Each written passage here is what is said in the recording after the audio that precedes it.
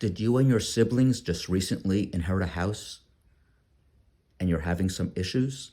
Listen to this quick tip. I record these tips after meeting with homeowners who have problems that I see repeatedly and I think they could help others. And this is one that comes up, I can't say more often than any, but many, many times a year, where mom or dad pass away, leave the house to 1, 2, 3, 4 kids. Typically, one kid maybe was taking care of mom or dad and was living in the house for the last number of years, maybe all their lives. And they feel entitled to the house. But the will says other. Oftentimes, the will say the house should be sold upon the death of the parent, or all the proceeds from the estate are supposed to be split equally amongst the children, which is a more typical, simple will kind of language. It's a very, very complicated needle to thread, a very small needle to thread, in that as a sibling, you don't want to do the wrong thing. But on the other hand, a house is a very big asset, and getting your share of the house is something you want.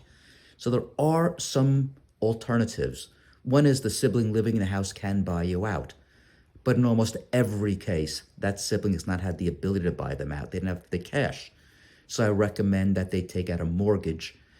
Typically, mom that don't have a mortgage at that stage, so the sibling take out a mortgage and use that money to pay back the other 1, 2, 3, whatever siblings.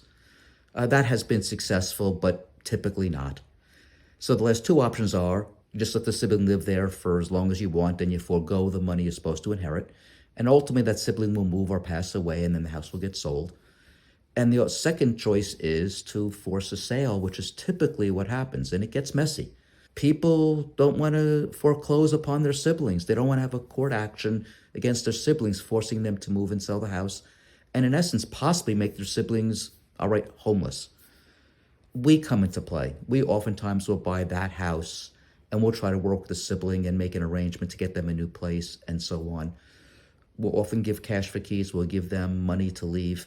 So that'll give them some between the sale of the house and some money so they can get out the door. If you've tried all these things, we have other strategies that we use as well to work through these problems. But I'll tell you, they always come to a solution. Every single one we've ever dealt with, they've come to a solution. We've bought a house with a sibling and rented the house back to the sibling using the proceeds from the sale to pay the rent. We're very creative in what we do, so don't think this is an insurmountable problem, and surely do not think you're alone.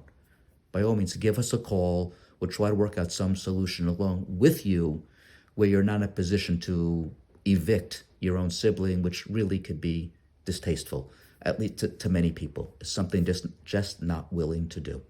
So again, don't hesitate to reach out to us, and we'll see if we can help walk you and your family through this process.